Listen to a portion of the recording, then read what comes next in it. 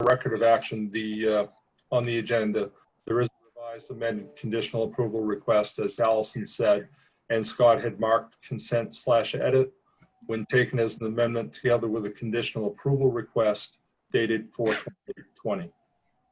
Have all items been addressed, or is that just for the first item? That's for all items. For all items. Okay. So with that, is there any questions for Allison or anybody from anybody on the committee? And if there Yes. are none, okay. Representative Schmidt has his hand raised. Representative Smith.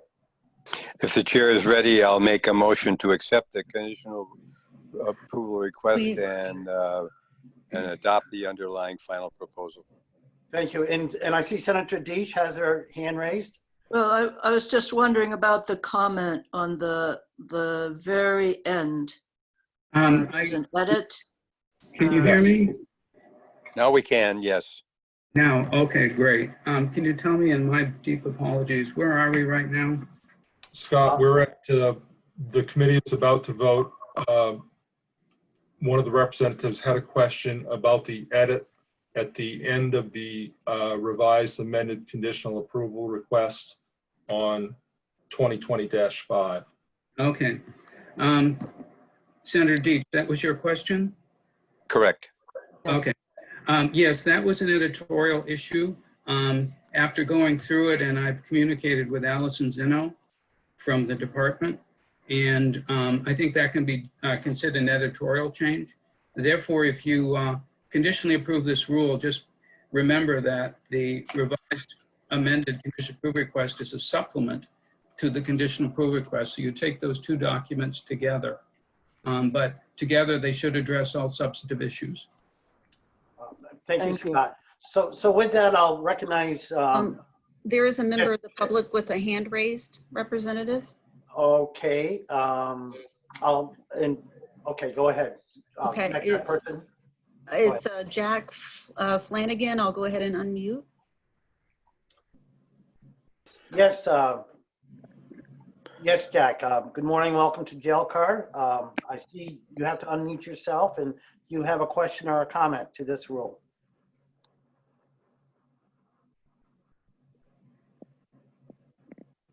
I've asked to unmute. How's that? Yes, I can hear you now, Jack. Wonderful. It might have been a blessing having me muted. Good morning. Welcome to JLCAR, Representative Flanagan, and please state your concern as brief as possible. Thank you, Mr. Chairman and members. There was no agenda item in the calendar, and I read something as it related to Health and Human Services dealing with vaccines. Is that what you're debating now, or is that another issue? That's another issue, and that will be coming later. And thank you. So, Kim, if you could mute Representative Flanagan, and we'll move on. So where we're at is I recognize Representative Smith for a motion on a conditional approval. Let's do that again, Peter, if you can, please. Okay, I'm happy to do so, Mr. Chairman. Thank you for all the vicissitudes you're dealing with this morning. I move to accept the conditional approval request and accept the underlying final proposal on this item. We have a motion. Representative Williams second. Representative Williams seconds. Representative Williams seconds. Representative Smith's motion. Is there any comments, questions? With that, I'll ask Senator Reagan to please, and thank him so much for reading the roll, please. Hatch. Yes. Hozell. Yes. McGuire. Yes. Schmidt. Yes. Williams. Yes. Deach. Yes. Khan. Yes. Reagan votes yes. Ward. Yes. Waters. Yes. 10-0. Thank you, Senator Reagan. With that, we'll move to the next item on the agenda. Again, this is also the Department of Health and Human Services, and I believe we're at 2020-6. And I'll recognize Scott, I believe. Actually, that one is mine, Mr. Chairman. Yes. Oh, I'm sorry, I don't have that information. Go ahead, Mike. Thank you. Okay. This is 2020-6, it's HEC 6446, foster family care licensing requirements. We received a conditional approval request. And hang on one moment, please.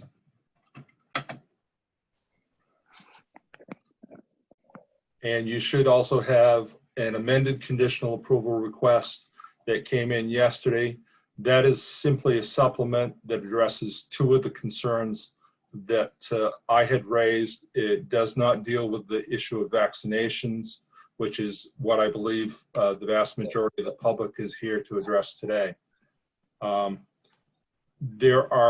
have two comments. If you look at the amended conditional approval request, I had an edit and I made a notation that there are substantive comments remaining on pages 9 and 14 of the conditional approval request, as well as a note to JLCAR on the conditional approval request. So if you could turn to that document, the conditional approval request for 2020-6. Yeah, and go to page 9, Mike. Yeah.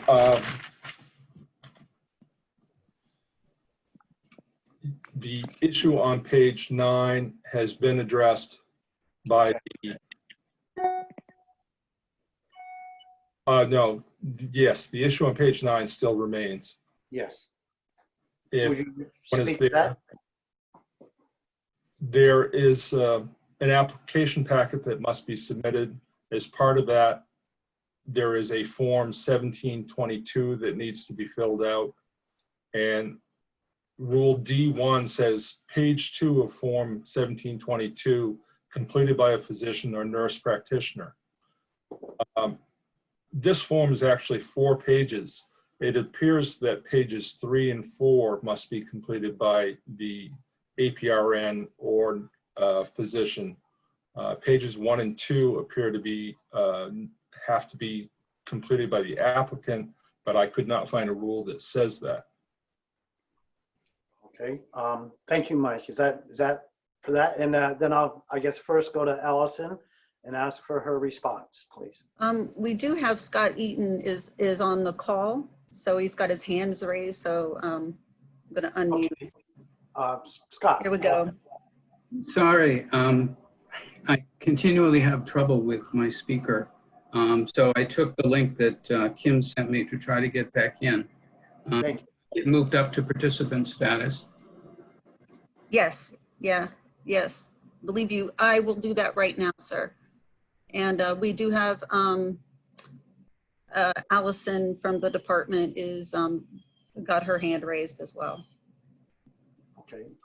Okay. So Scott, do you have something to add first? I guess not. So Allison, if you can respond. Okay, I've unmuted her. Thank you, Good Kim. morning. Again, Allison Zinno, Administrative Rules Coordinator from the Department of Health and Human Services.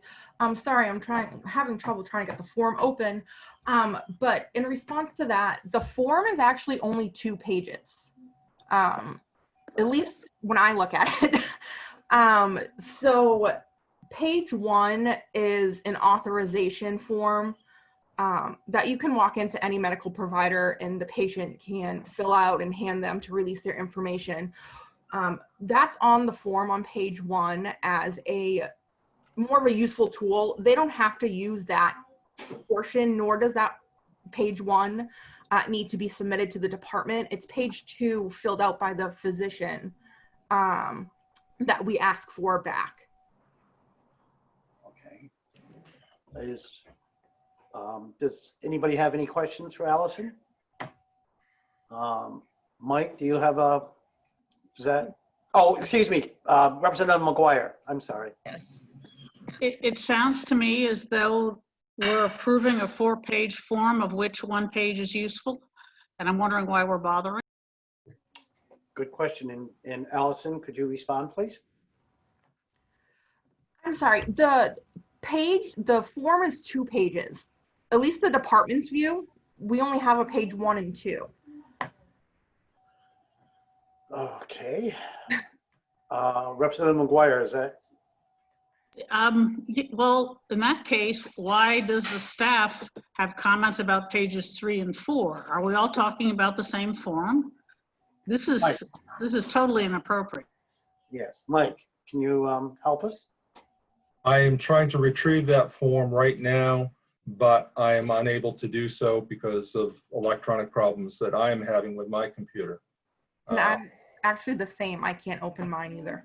Yeah. But I take Allison at her word that there were several forms involved, and I may well have looked at the wrong one. Okay, so with that, Representative McGuire, do you have thoughts? I see your hands raised. Yes, sir. I think that if page 2 is actually filled out by the, is page 2 actually filled out by the nurse practitioner or by the applicant? Page 2 was filled out by the medical office, so the practitioner, the APRN, whoever they have filling it out. Page 1 is only used if the applicant wants to use that as their authorization to their medical provider. But if not, they could use the release form that the medical office has. Understand. So that's the 2 pages. One is authorizing the medical provider to give the information, and page 2 is the actual information. Exactly. Thank you, Allison. And Representative yes, Peter Schmidt has his hand raised. Peter. Thank you, everyone. Well, clearly we have to make this part of a conditional approval request to see the form so that, with all due respect to Allison's statement, the attorneys clearly have to see this as part of the conditional approval request. Okay, with that, I think we'll move on to the next item of concern. Mike, do you have, and thank you for that, Representative Smith, makes sense. Mike. Yes, thank you. The other comment I had was on page 14 of the conditional approval request. And this is sort of a generalized concern, not something that I see as a clear violation. Section 14 on page 14, license and permit requirements, has the process for obtaining a license.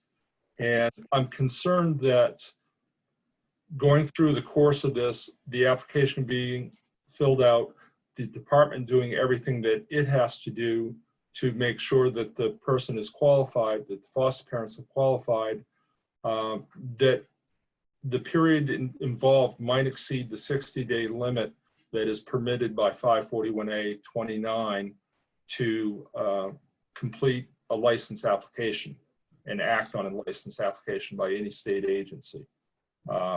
Again, I stress that I'm not sure that this would ever occur, but it looks like it could occur. So I raise that as a potential basis for objection.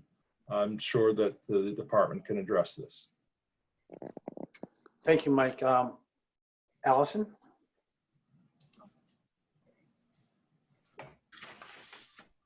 My response to that is... I'm sorry, Allison, you have to identify yourself. Oh, I'm sorry. Talking, I'm sorry. Allison Zinno, Rules Coordinator for the Department of Health and Human Services. Our response is that we, of course, are aware of 541A29, and we continue to remain in compliance with that. Also, most of the required inspections are done before the application is considered completed. But if you do have any other questions, I do know the department attorney, Rebecca Ross, should be on, and the director, Joe Ribson. Okay, would anybody like to hear additional information? Carol, Representative McGuire. Yes, thank you, Mr. Chair. I think that in light of that answer, this rule should be amended to clearly identify when the license is, or the application is submitted and when the 60-day period applies. Because it sounds like they're taking a license, then screwing around for a while until they decide it's complete, and then they issue the license fairly promptly. And I'm not sure that's what the license limit we put into 541A requires or intends. And thank you for that. So Allison, would you like to bring the other representatives forward to respond to the concern, or it's up to you? Someone from the department does have their hand raised, Chairman Hatch. Thank you, Kim. You can recognize that person. Yeah, it looks like Rebecca Ross, Attorney Rebecca Ross. I'm unmuting now. Good morning, Attorney Ross. Welcome to JLCAR, and I'm sure you've been listening. Can you help us with the concerns? Yes, thank you. Good morning, Chairman Hatch and members of the committee. For the record, my name is Rebecca Ross. I'm General Counsel for DCYF, and I'm currently in my office at the State Office Park South. To respond to your concerns regarding compliance with 541A29, we specifically looked at that as we were developing these rules and expressly identified the elements that were required when the application was submitted. It is absolutely our intent that when we receive an application, we identify anything that is incomplete and provide notice of that in compliance with 541A29 and give that applicant the opportunity to comply and work with them to ensure that we are meeting the requirements of 541A29. Thank you. And Representative McGuire. Yes, thank you. I appreciate that that's their intention, but that's not what it says, and I think that it should. Thank you. So, Mr. Chairman? yes, yes. Mike Morrill again. When I made the comment, I didn't have any specific concern that this could happen, or any concern at all that the department was taking too much time in acting on an application. It was simply the complexity and the number of steps involved to act on this. And if there were things that might hold it up, if there was an issue with the house or some other requirement that had to be met, whether the 60 days might be exceeded. There is a provision in 541A29 where if it appears that the agency is not going to be able to act within the 60 days, they can ask the applicant for permission to extend the 60-day period. Right. So, Representative McGuire, if I may ask, does that help your concern? Or I don't see where it's iterated.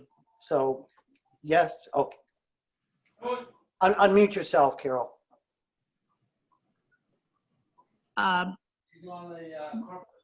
Thank you. It does not resolve my concern because it still doesn't address the issue of when does that 60-day period start. And when we made that change to 541A, we were very insistent that people know how long these licenses and permits would be coming. So I think that, you know, just a line here about it should be, would be appropriate. So if I may, and I kind of agree with what you're saying. So if there was something that stated when the time clock starts, so to speak, is it at the time the application's mailed or received by the department, I guess it could be iterated, and that would that help that? Yes, thank you. That would be the appropriate thing to say. All right, when we receive the application, you know, that's when it starts. Whatever they want, but the applicant needs to know when their time limits are. Thank you, Representative McGuire. And let me ask staff if, and as well as the department, if as part of a conditional approval for this overall, could that be part of an element in the conditions for the approval? And would that rectify it, and would that work for the department? Let me just put that out there. Let me ask the staff attorney first. Peter, does that? And Chairman Hatch, Senator Reagan has his hand raised. Oh, I'm sorry. I wanted to let you know that too. Senator Reagan first, please. Mr. Chairman, I have a motion whenever we're done with these other comments. Okay, thank you. So again, Peter, does that, what I said as part of the conditional Peter? approval work for you? And also I welcome Rebecca or Allison to chime in on that as well. Are you asking for a response from me No, on no, that? I'm asking for our staff attorney. Okay. Yeah. Mike, I'm sorry, I said Peter, Mike. I'm Yep. sorry. Okay. I'm not sure Allison could answer this better, but sometimes we see in a rule where there is an application that the agency will explicitly state that the application shall be complete when everything has been received, and that commences the 60-day period. I don't see that at first blush in this particular section. Whether they have it someplace else in the rule, Allison or Rebecca could probably answer. Thank you, Mike. And Allison or Rebecca, either or. Can you respond, please? And I'm sorry, if you do, you have to identify yourself again. Allison Zeno, Rules Coordinator for the Department of Health and Human Services. I do want to point up to Section 6, which is actually the requirements of the application. So the application requirements, it does point out the individual forms for the different inspections as part of the application packet. So the application won't be complete unless those things are included. And then I was just scrolling down. And then the department in Section 6, paragraph D, the application shall be complete upon submission of the application packet.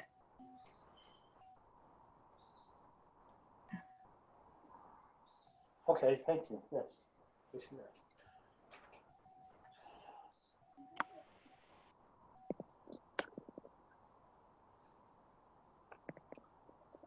Representative McGuire, does that help your concern? Yes, thank you. Okay, and thank you for that, Allison. So that's disposed of. Thank you. And then Senator Reagan, do we want to go through all these things prior to your motion? But you're ready to make a motion when we get to the appropriate time, or do you have something concerning this specific item? If we have answered all the concerns of the committee, then I'm ready with the motion. Okay, thank you, sir. If So the I'll committee go to members staff. have other, or staff have any other suggested Okay. alterations to this rule, we want to do that first. Okay, thank you. And I'll go back to Mike. Thank you, Mr. Chairman. Other than the two comments I've just made, I do have a note to JLCAR on the final page of the text of the conditional approval request, which is page 28.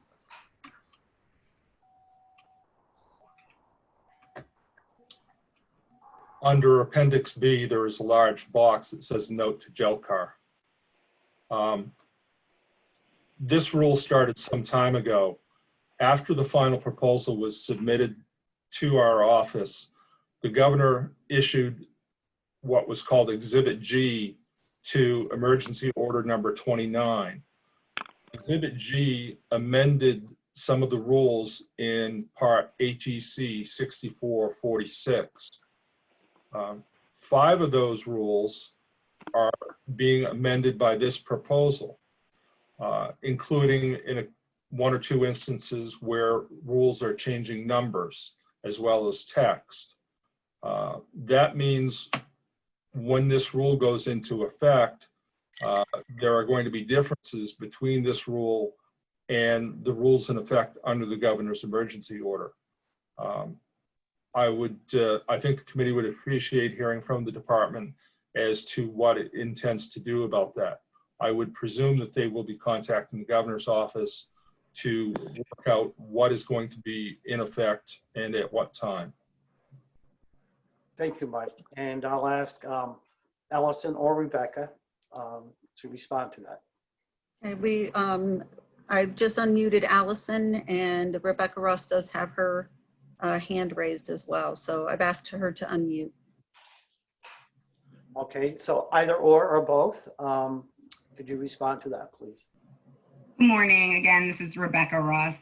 I did work with the governor's office on developing that executive order, and we did see the committee's comments regarding the identification in the rules expressly in that order. What we would say is the approach that we took was a belt and suspenders approach, and that we identified the statutory provisions that each of those corresponding rules are required by, with those statutory provisions identified and waived in the executive order.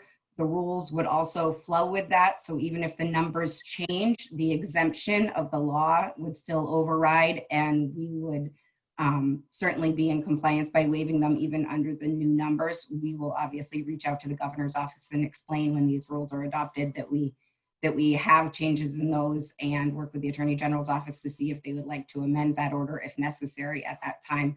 But the waiver of the statutory provisions absolutely would provide that continuing authority.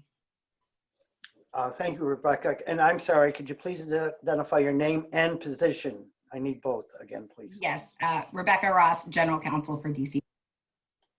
Thank you, Rebecca. You're welcome. Is there any other questions on this particular section from any of the committee? And let me ask Mike, is that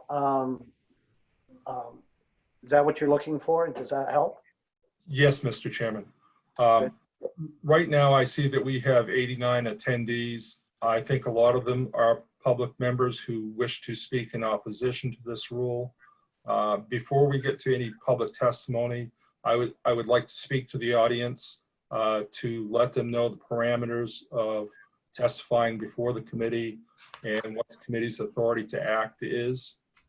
Yes, and I just full disclosure, Representative Morrell's doing this at the chair's request. Go ahead, Mike. Thank you. Attorney Morrell. Excuse me, Attorney Morrell. Is that a promotion or a demotion? It's not a lateral move, that's for sure. Okay. All right. For the members of the public who wish to testify, the committee's own rules specifically allow for public testimony, whether in favor or in opposition to a rule. If you wish to speak in opposition to a rule, you have to take certain things into consideration. JLCAR, well, let me back up. Almost all legislative committees are policy committees. They create policy. They work on bills, either oppose or promote them to change public policy. JLCAR is not such a committee. It's an oversight committee. It's statutorily created. Its job is to review administrative rules that are adopted or proposed to be adopted by state agencies. They cannot make policy decisions whether a particular rule is a good idea or a bad idea. They can object to the rule if there is a basis for objection. And the committee's bases for objection are laid out in RSA 541A.13 and then further expanded upon in their own committee rules. The four bases for objection under the statute are legislative intent. In other words, if the rule conflicts with an existing statute. The second one is authority. If the agency does not have the rulemaking authority to adopt a rule. The third is public interest. And at first blush, that sounds very broad. That sounds like it involves policy. But because the committee is not a policy committee, public interest, they look to see if the rule is clear and understandable, the language of the rule. They look to see if it's uniformly applicable. There are other smaller items that fall under public interest within the committee's rules, but that it is primarily rules clear and understandable and uniformly applicable. The fourth basis for objection is whether there is a fiscal impact that was not stated in the department's fiscal impact statement. I know that issue has not been raised. And the committee's ability to act is fairly limited. When the committee was created, the legislature put in questions to the New Hampshire Supreme Court asking whether a legislative committee could veto rules. And the court said, no, that would be unconstitutional. Once authority is given by the entire legislature to the agency to adopt rules in a subject area, then you cannot have one committee in the legislature say, no, you cannot do that. So the committee's objections abilities are limited to a preliminary objection to a final proposal, saying we find these issues to be problematic based on the bases for objection.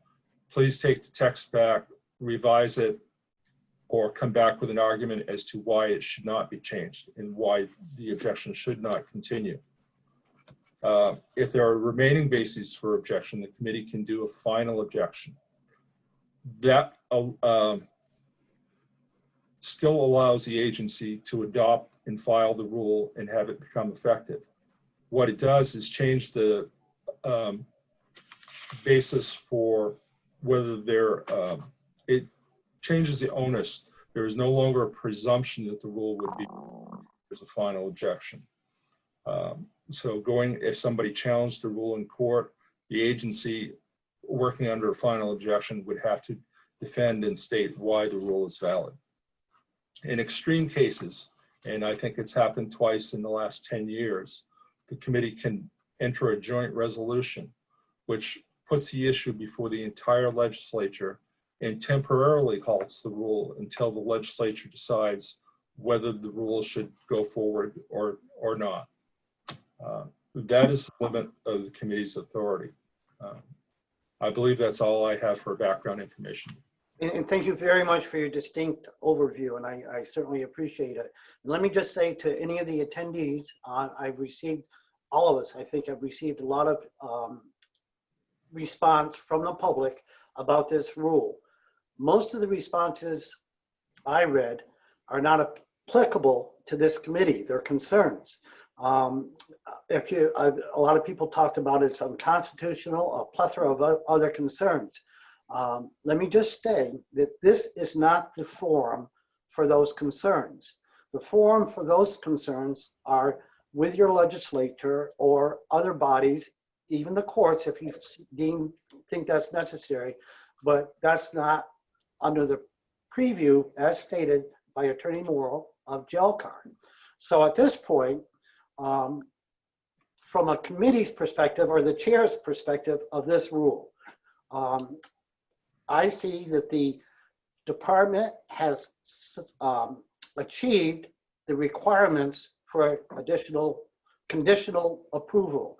I do not see anything within our parameters as a body of JLCAR that would spur me to object to this rule. Let me say that I have now one member, the Vice Chair, Senator Reagan, that would like to make a motion on this rule. Normally, and it has been done before, at this point of our meetings, I would entertain that motion. If it was seconded, we would discuss it. If it was passed, this issue would be closed. What I'm going to do, and it's a very small window. I see one attendee would like to speak. And if with the committee's Chairman Hatch, we do have one senator who with a raised hand too. Right, and I'll get done with. I'll recognize the senator prior to. Yes, sir. Going to the public, but what I'm going to say is I'll allow testimony from an attendee, but this is the thing that you need to concern before you testify. As stated by Attorney Morrill, if you start speaking to the policy of this, please understand that you'll be muted.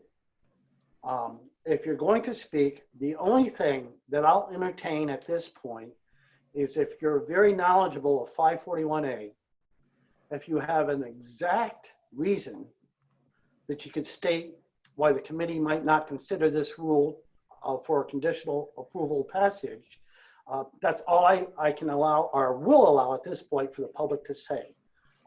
And with that, I'll recognize Senator Deach. Thank you.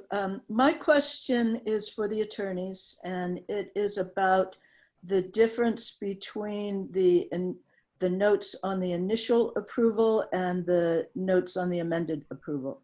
So on the initial approval, or I'm sorry, on the initial rule, there is a note on page 13, item, let's see, 6446.14, H1. There is a note, and on the amended approval, that note disappears, but I don't see any difference in the language of that item. So I was wondering if the attorneys could explain to me why the note disappeared. Thank you, Senator Deitch. Mike? If I may ask, Senator, this is Mike Morrill. When you say a note on H1, is that on the final proposed rule? Does the header say final proposal? No, I'm talking about, this is on the original. That's what I'm trying to ask. The note disappears, but the text doesn't seem to be any different. So I wondered why the note disappeared. Right. But we've had 4 texts from the department. We had the initial proposal, the final proposal, the conditional approval request. Okay, so Mike, if I may interrupt, I apologize. What Senator Deitch's concern is, she read the original proposal. She saw a note with concern about the original proposal. And if I understand you correctly, Senator, you go to the final proposal, the text is concisely the same, but the note disappears. Is that your concern? Yes. Okay, thank you. And with that, I'll ask staff to respond to that. Or I would like to, but I'm unable at this moment to pull up the final proposal, which is where that comment was. I believe it was because of a change, perhaps not in that text, or perhaps it was because of a written comment from the department. I would not have simply withdrawn the comment, though, without some sort of explanation or change from the department. Kim? Department is on it has her hand raised. Yes, Allison or Rebecca, either or. I don't see your hand. Okay. I just unmuted Allison, sir. Allison, can you respond? Hello, Allison Zeno, Rules Coordinator for the Department of Health and Human Services. I think the note was with respect to paragraph H, and we have at one point we had a 1 through 4. And actually, there was also 2 things. One, we needed to incorporate by reference the National Model Foster Family Home Licensing Standards, which was part of the note, which we did. And then it was kind of just the wording didn't flow. So I know that was part of the note, and we did change that. So now it's H1 through 3 instead of 4, and we made a new I to make it read more clear. Thank you, Allison. Does that help you, Senator Deitch? Yeah, I guess the note actually referred to the paragraph before it was pointing to, rather than the one it was pointing to. Exactly. The paragraph before did change. Okay. Right. Thank you, Senator Deitch, and thank you, Allison. You're welcome. Okay. With that, I see one attendee or 2 so far would like to speak. And again, before you start, whomever you may be, please know the parameters that you're going to speak to, and please respect that and honor that. And just know if you adrift, you'll be muted, and we'll move on. Thank you, Kim. Go ahead. Chairman? Okay, Chairman. Yes, Mike. I'm sorry to interrupt. For the committee benefit, if the rules that the public are concerned about are on pages 15 of the conditional approval request, it's paragraphs H and I on page 15. Yes. Okay. Yeah. Thank you, Mike. Kim, thank you. Sure. Chairman Hatch, the first person is Laura Condon. I will unmute now. Good morning, Laura. Welcome to JLCAR. Please state your name, location, and please state your concern for this rule, if you could, please. Good morning, JLCAR committee. My name is Laura Condon, and I am in Bedford, New Hampshire. And I thank you for the opportunity to speak. Can you all hear me? Yes. Yes. Go Okay, ahead. thank you. I just wish to verify that. I did hear Chairman Hatch, the parameters that you have requested for speakers here today, and I will honor that request. I do believe that I am speaking to matters of legislative statutory authority for this rule. So I do believe my comments are relevant here. But I will note that I don't note in the JLCAR rules that those parameters are imposed on the public. But I will, honor that request here today. Well, Laura, let me just state this. In terms of statutory requirements, the agency has met those. That's what staff in JLCAR does, and they do it very well, and they're very thorough, and they explore a plethora of items to bring those up. So if you can state a specific statute with number, with text, that brings your concern, that can be responded to distinctly. Other than that, I'm not sure you have a lot to offer, and I apologize for that, but this is not the forum for that type of concern. So go ahead, Laura, with that parameter. Thank you very much, Chairman Hatch. I do believe that my concerns are relative to statutory authority, and I believe that statutory authority is lacking. So the question that you have posed to me to cite statutory authority is an impossible question to ask, because that is the very nature of my concern. And I have emailed you this morning, Chairman Hatch, the questions that I did pose to Attorney Mike Morrill. I was asked at the last JLCAR meeting to please follow up with him by email with my specific questions. I did. I also did follow up with the DHHS attorneys, Kim Reeve and Rebecca Ross, asking for the statutory authority for this rule. And none of them have been able to provide a response to me with evidence of this statutory authority, and I have not been able to find it. So that is really the gist, the crux, the basis of my concern. I know that there is claim that there is statutory authority or there's legislative intent, but I've not yet seen that produced either in specific questions I've posed by email to the attorneys or in this public forum. Okay, thank you, Laura. I wish, go ahead. Excuse me? Go ahead, just briefly. Okay. So I wish to proceed specifically. There is, number one, I wish to point out that this rule has been put forward based on a federal law, the Family First Prevention Services Act, and there is implication that this rule must be adopted as written in order to receive federal funding. That is not true. That is a misrepresentation. So I wanted to clarify federal law on this. That Laura, could you just pause for a second, please? And sure. Thank you. Do I have a response to this so far from staff? Could you help? Mike Morrill, the RSA authority cited by the department for its as rulemaking authority for these rules is RSA 170-E:34 Roman 1. There is a federal authority cited by the department. Yes. So Laura, with that, and this is what I was speaking to.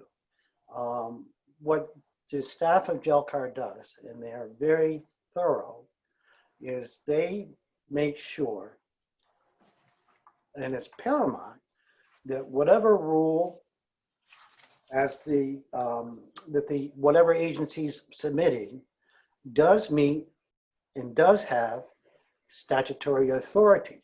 I cannot tell you how many rules we go through, and that question is raised by staff, that they're exceeding statutory authority, or there's not statutory authority, or there's a misinterpretation of the statutory authority. So I'm at this point, I'm going to say, Laura, thank you for your concerns, but from what you have stated so far, I don't think that you're in the proper, this is the proper forum to state your concern, and you're welcome to contact your legislature or. May I continue? May I continue, Chairman No, Hatch? I'm sorry. I've tried to be very clear about the parameters that this committee works under. And those parameters have been met by the agency to go forward with this rule. So I don't, excuse me, Chairman Hatch, I do believe it's improper of you to silence me based on the fact that you disagree with the No, I don't points that I raised. Laura, I'll say this and I'll thank you for your time, and then we need to move on. I tried to be very clear about what this committee does and what we look for and what we have authority to do. I understand that fully. Excuse me, don't interrupt me, please, or you'll be muted. All right, I'm very lenient in this respect, but you just need to know what you stated so far.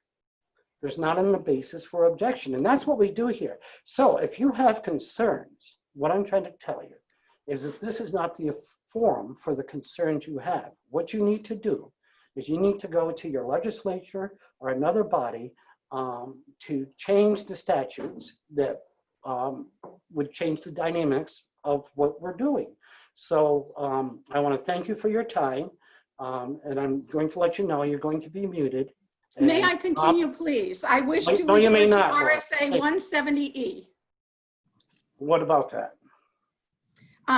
In fact, that is part of the appendix of the final proposal, and I assure you that I have thoroughly reviewed this. Attorney Morrill provides that section HEC 6446.13 through 6446.14 that the statute that would apply would be RSA 170-E:25, Roman numeral 11, and Roman numeral 12. Also, RSA 170-E:34. I assure you that I am following Attorney Morrill with what he is referring to, and those are the exact statutes I refer to as well, and do not see the authorities cited there. Well, okay, problem is, I base what, this committee bases what it does on our attorney's advice. And our attorney's advice is that the agency has not exceeded statutory authority. In fact, has statutory authority for these rules as submitted. So I want to thank you for your time, Laura. With that, will you allow me muted? to? No, I will not. Thank you for your time. Mr. Chairman? Yes, sir. Mike Morrill, would you like to hear from the department as to any clarification of that authority that has been cited? Thank you, and I would, and either Allison or Rebecca, you're welcome to respond, and then we will move on. Thank you. I've unmuted Allison. Good morning. Good morning. Allison Zeno, Rules Coordinator for the Department of Health and Human Services. And I'm going to actually point to Rebecca Ross for this, the department's attorney, as she is prepared to speak on behalf of this issue. Thank you, Rebecca. Good morning. And please identify yourself again in your position. Good morning again, Chairman Hatch, members of the committee. Rebecca Ross, General Counsel for DCYF. In response to many of the comments we received, we too reviewed our authority under 170E:34, the department's rulemaking authority.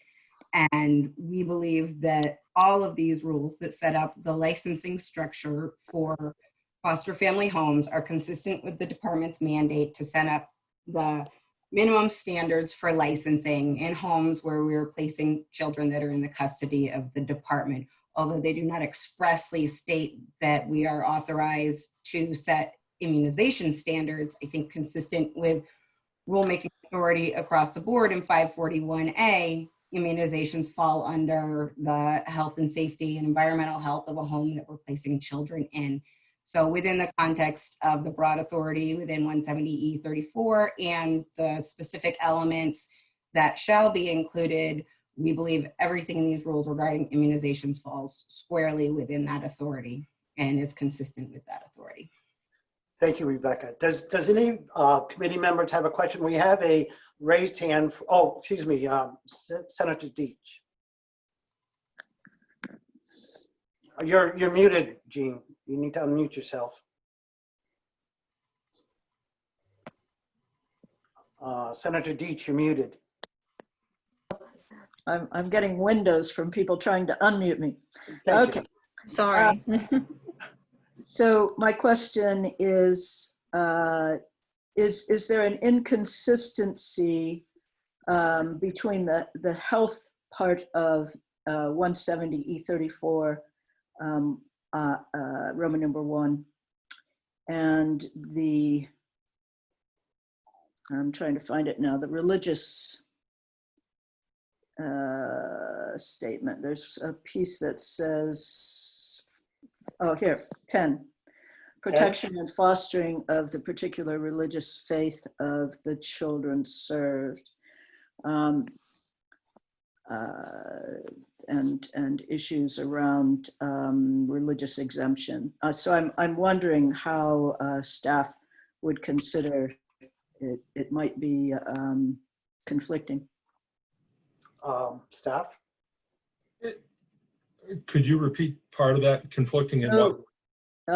Number 10 in, you see the religious, fostering religious faith. Yes. 170E34, 10. Yes. And so the department has said that they're looking at the statute relating to health. And I'm wondering if in this particular application, the statute relating to health conflicts with the statute relating to 10 and religion, and how you would decide which one takes precedence. Okay, Mike Morrell. I'll speak to that briefly, but I would like to defer also to the department to see what their interpretation of 10 is. Regarding 10, I believe when it talks about fostering particular religious faith of the children served, means if the child that's coming into the foster home is of a particular religious faith, that steps will be taken to ensure that that religious faith is fostered within the foster home for that child, so the child will not be denied that religious faith. And that would include all parameters within that faith. And I guess I'll ask either Rebecca or Allison. Is that it, Mike? Yes, I would further say that in interpreting statutes, when looking at them together, the court says you must try to read them together because there is a presumption that, yes, they do not conflict. If they can be read together, then that is the way to read them. I think it's possible to read those two together without conflict, but the department could speak more eloquently to this. Oh, you do a great job, Mike. Thank you, Mike. Either Rebecca or Allison, would you like to respond briefly, please? Yes, this is Rebecca Ross again, General Counsel for DCYF.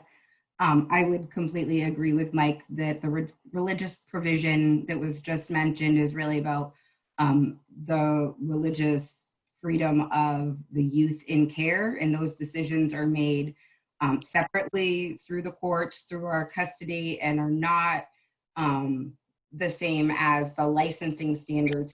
It's important to remember that these are the licensing standards for the home where we may be placing multiple children from different families, from different faiths, and it's important that we ensure that that home is willing to respect the rights of that child who's being placed in their home, which is consistent with the earlier provisions about ensuring that the home is also a safe and healthy home to place children in.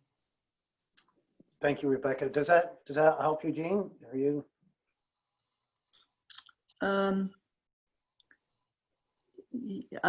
Obviously the religious exclusion for immunizations if a religious exclusion is religious, then it's part of the religious faith in my mind, but I am not an attorney. Well, I think what they're saying is all tenants of, and help me out, Peter, or Kim. Yes, sir. Chairman, we have two representatives with their hands raised, Peter Schmidt first and then Timothy Lang. Okay, Peter? Thank you, Mr. Chairman.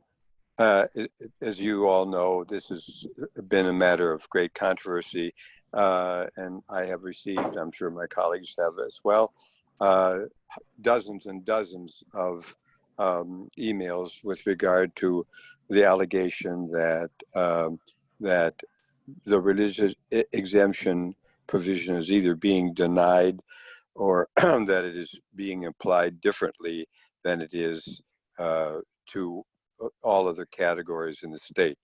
That's a concern that has not been addressed this morning, and I would like to hear whether this is the department's clear understanding that they are applying the religious exemption provisions uniformly to foster families, or if not, what the basis is. I can hypothesize a situation where there might be a difference, but I'd like to hear from the department on this.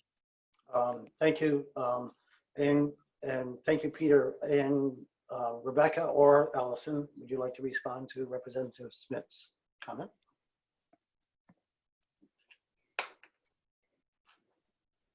Attorney Ross, you're unmuted. I'm actually going to defer to Director Ribson, who is also here today, Okay. and will be speaking on this. Okay, I see his hand raised. I'll unmute him now.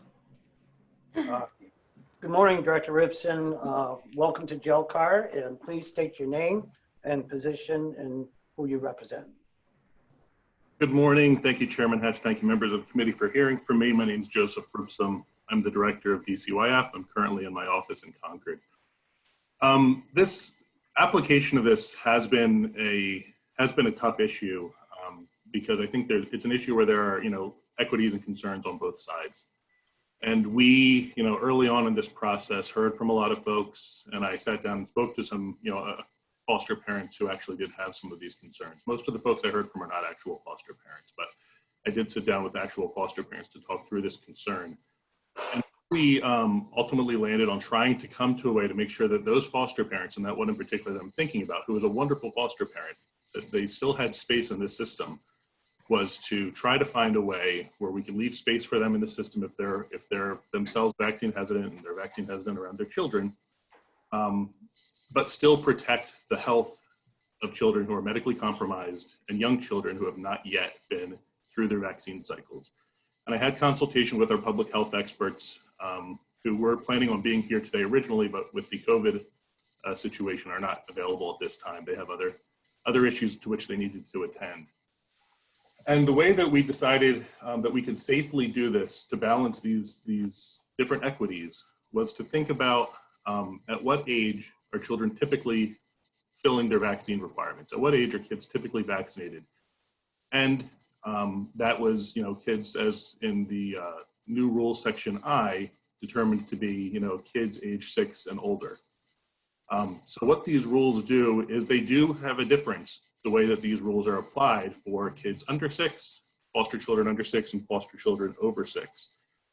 The religious exemption is applicable and allowable fully for serving children over the age of 6. And those are children for whom they've typically gone through their vaccine cycles, so the risk is less. And or the other exception there is if children are medically compromised as certified by a physician, that those children also cannot be in a home where the home is not compliant with the vaccine requirements.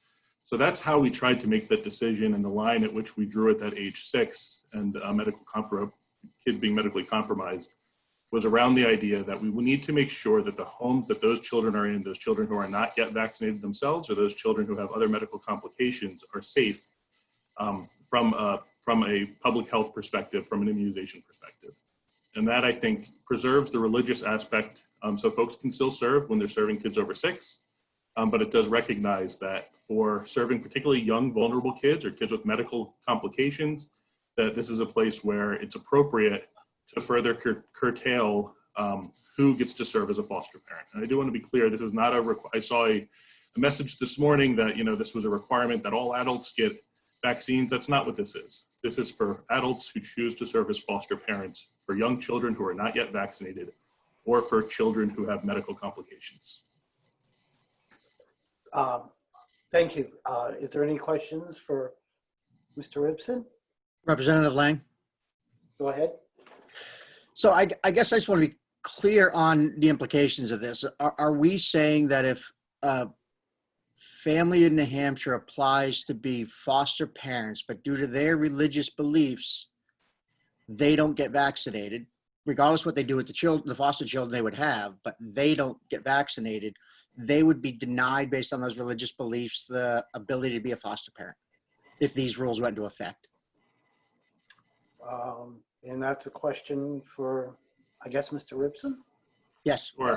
So again, the way that we tried to strike this compromise to balance the public health concerns of young children is that those folks could continue to be foster parents to serve children 6 and over and children who do not have specific medical complications for whom they're at increased risk when they're placed with families that are not vaccinated. So we tried to leave space in the system for them, but we did have to recognize the public health concerns of children who are not themselves yet vaccinated and therefore rely upon the vaccination status of their caregivers, and children who have specific medical conditions for which they are at an increased exposure. So we tried to, and even though this is slightly different than the way that the feds propose it, I think this is a justifiable position with the federal government when we move forward with approval of our plan. We did try to leave space for those folks in the system, but we did have to be cognizant of our number one responsibility, which is the health, safety, and well-being of the young children that we're charged to serve. So if I can understand, I just want to rephrase what he just said because I want to be clear. So foster parents who, through religious beliefs, don't get vaccinated would be approved for vaccination for foster care for children 6 or above, but for children under 6, the state would deny them the right to be foster parents for children 6 and under. Is that correct interpretation of what you just said? They would not be able to have children under the age of 6 placed with them, correct? Okay. Thank you. And Chairman Hatch. yes, Representative Schmidt has his hand raised. I see that. Oh, sorry, sir. That's fine. Peter, do you have a concern briefly, if you would, please? Thank you, Mr. Chairman. I just want to respond to Mr. Lipson, his remark, and just ask him whether this alternative proposal that he has just described has been discussed with the federal government or whether this has been raised in any other state, so to have some idea whether this reasonable sounding compromise has in fact been vetted in any way with the feds. Thank you. And Mr. Ribson, your brief response? Thank you for that. Yeah, the way that these processes work under Title 48 of the Social Security Act, which is where this comes from, is the state has to certify its plan and submit it to the feds, and then the feds review and approve or disapprove. And if they disapprove, they'll come back and give us an opportunity to cure as long as what we proposed is facially reasonable. I feel confident that what we're proposing is facially reasonable, and that I think it'll be approved ultimately. But that is the way the process works. We have to put forward our plan, and then they will determine what their response to that plan is. Thank you for that clarification. And I recognized Senator Reagan, who would like for a motion, I believe. Thank you, Mr. Chairman. In the belief that the department is charged with the responsibility for other people's children, and that's the burden on the agency, is to act in the most responsible manner for these children in their care. So I would move a conditional approval, and the conditions include the comments from the staff and the members of the committee and the agency. And second, Senator Waters. And thank you, Senator Waters, and we look forward to seeing this next session in the legislature. Thank you, Senator Reagan, and thank you, Senator Waters. We have a motion for a conditional approval that is to include comments by staff and members. Is there any questions, discussion, or otherwise? Carol. Yes, thank you, Mr. Chair. I am very concerned, not that the agency doesn't have statutory requirement for these vaccine requirements, but that so many people claiming to be foster parents are incensed and don't want to comply with them. We have a serious shortage of foster parents in the state, and I am hesitant to do something that will irritate a number of them and have them stop being foster parents, because the chance of living in a house with unvaccinated adults is, in my opinion, much less serious than not having a safe home to go home to. And I'm not going to support this motion. Thank you. Well, thank you for your comments. Is there anybody else that? Yes, Peter Schmidt. Go ahead, Peter. Thank you, Mr. Chairman. Thank you, Mr. Chairman. I think that Senator Reagan's comment in accompanying his motion is the one that we have to focus on, and that is that the primary responsibility of the state, and thus the agency here, is for the well-being and the welfare and the highest good of the children. And they must be protected, and therefore I take it very seriously what Representative McGuire has said. This is kind of the Solomonic decision of how to split the baby, but we must be guided by the primary welfare of the children. Thank you, Representative Smith and Senator Deeb.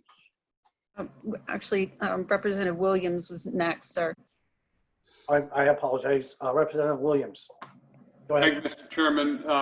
So the way I understand Mr. Ripson, the agency hasn't heard from the federal government on this rule yet.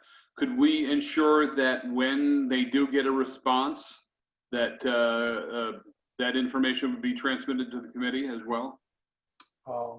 I think that could be part of the conditional approval. Senator Reagan. Yes. As well as Representative Khan. Does that work for you as well? You seconded it, I believe. Senator Waters seconded. I'm sorry, my apologies. Senator David, I'm sorry. Does that work for you as well? Yes. Okay, thank you. And thank you, Kermit. And Jean. So I heard the department say that most of the comments we got were from people who were not foster parents. And thank you. And there is a yin and yang for everything. And as annotated, it's the safety of the children, the primary concern. And fortunately or unfortunately, I'm old enough to remember friends of mine and others that had catastrophic illnesses before a lot of these vaccines existed. And they had no barriers. They hit all segments of the population, and they're horrible. And I think that's the department's concern, the safety of the children, and that should be paramount, I believe, also. So if I see no other hands raised. No, we do have Representative Lang and Holsell wants to speak as well. Okay, I'm sorry. Representative Lang, go ahead. Thank you. While I'm not a sitting member, I'm not going to be able to vote. If I was, I'd be voting against this rule.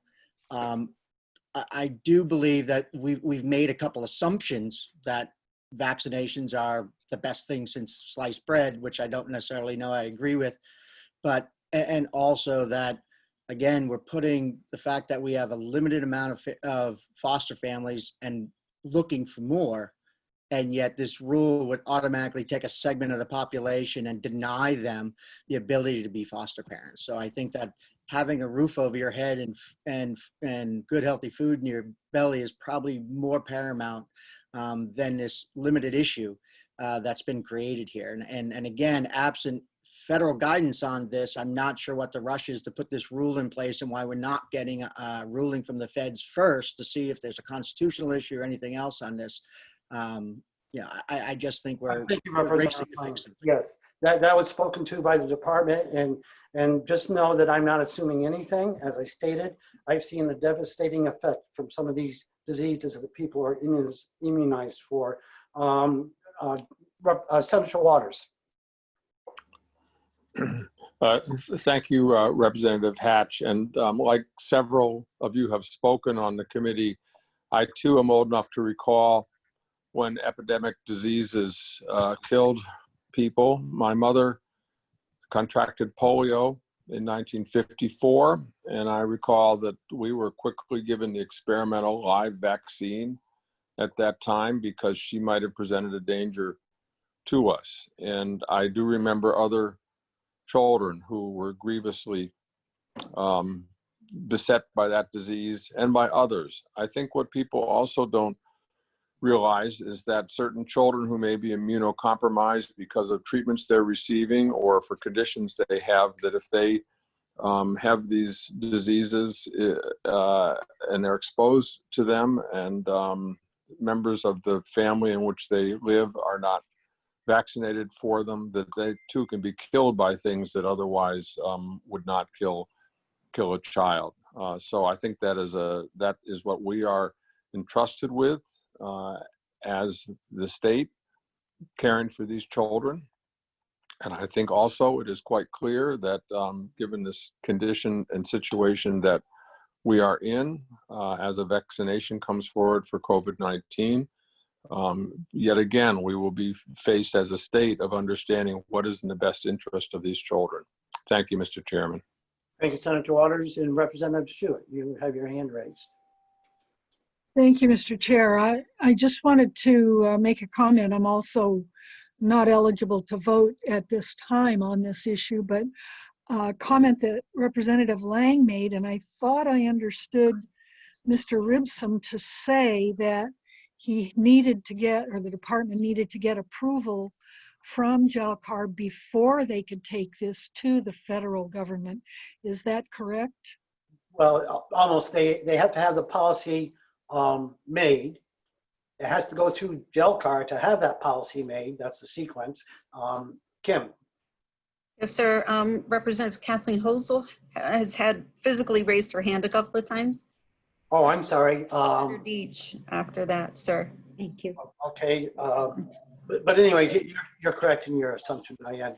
Representative Hosel, I can't. Thank you, Mr. Chairman.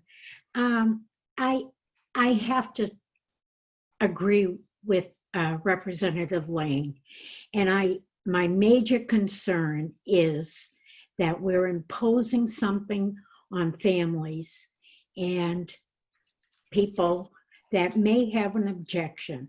The other part of that is that should be between a doctor and the patient or the parent. I think this is just starting down a road that we should not be going on. And I have to vote against the motion. I'm sorry. Thank you. Seeing no other hands at this point. Yes, Senator Deach and then Senator Ward. Okay, Senator Deach. To finish my remark, it was that I think the distinction, we would not let Christian scientists who believed that you only pray over people treat a foster child in that respect. And hence, it seems to me that we're making the same distinction here, that we believe that immunizations must be treated at a higher level than religion. And hopefully that is not going to impact too many people, as the department suggested. Thank you, Senator Deach. And Ward. I agree with Representative Smith about the welfare of the children is of the highest importance. And that's why I think it is very important that we have enough foster families to take care of them, because otherwise I don't know what will happen to these kids. I have heard from a couple who has started taking classes to become foster parents. And when they saw this thing come out, they just said, okay, we're not going to have anything to do with it. So they withdrew. So that was one couple that we are left for a good foster home. So I do think that when it comes to the vaccination thing, I think a child is much better off in a family, a good family, where their parents are not vaccinated than leaving them out on the street or in some home someplace. So I will vote against this rule. Thank you for your thoughts, and you're welcome to them. So seeing no other hands, we have a motion made by Senator Reagan for conditional approval with comments as annotated by staff as well as members. And it was seconded by Senator Waters. And with that, I'll ask Senator Reagan to call the roll, please. Hatch. Yes. Ozol.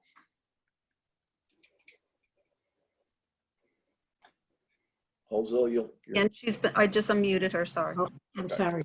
Nay. No. McGuire. No. Schmidt. Yes. Williams. Yes. Deitch. Yes. Hahn. Yes. Reagan votes yes. Ward. No. Waters. Yes. The motion carries 7-3. Thank you, Senator Reagan. And thank you, members of the public, for your concern. With that, we move on to 2020-11. And again, we're still in the Department of Health and Human Services.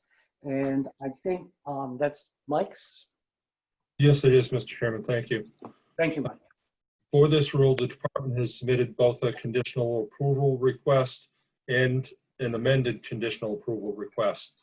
Between the two, they have addressed all the issues, and I have no further bases for objection to present. Okay, thank you for Approval. that. Let's move for approval, and do I see a second? Second by Schmidt. Seconded by Representative Smith. Any discussion? Seeing none, I'll ask Senator Reagan to please call the roll, and thank you. Hatch. Yes. Ozol. Yes. McGuire. McGuire. Yes. Schmidt. Yes. Williams. Yes. Deitch. Yes. Hahn. Yes. Reagan votes yes. Ward. Yes. Waters. Yes. Motion carries 10-0. Thank you, Senator Reagan. And with that, we're going to move on to the insurance. And thank you, staff, and as well as representatives of the department for your help. With that, we go to the insurance department. And whomever is representing that, prepare yourself. And I guess this one is, I guess I have to go to Mike or Scott. Are you available? You can go to me if you can hear me okay. Yes, we can. We can. Yes, go ahead, Scott. Okay. I'm getting feedback here, so I'm gonna maybe move away from your computer. You may need to close out your Zoom, Scott. Huh?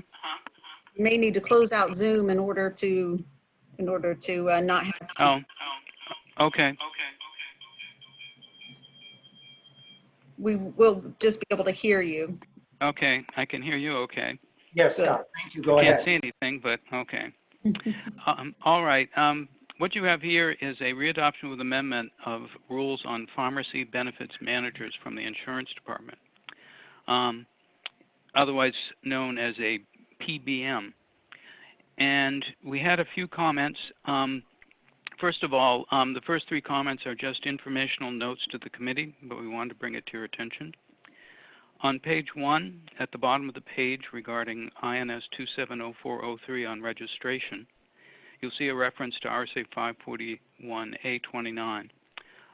It has specific timelines, which have shrunk from 120 days to 60 days as a result of legislation last year.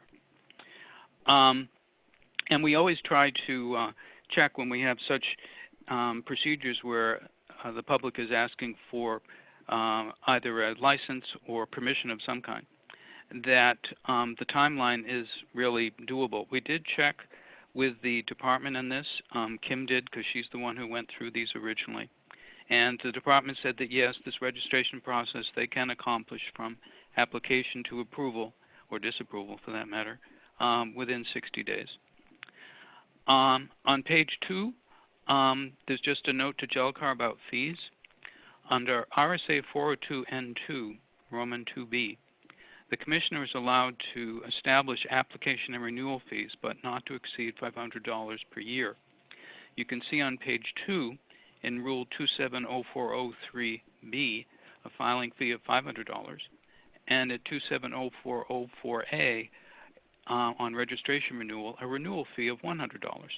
And we just bring that to your attention. They can differentiate them, and we just wanted to show that to you.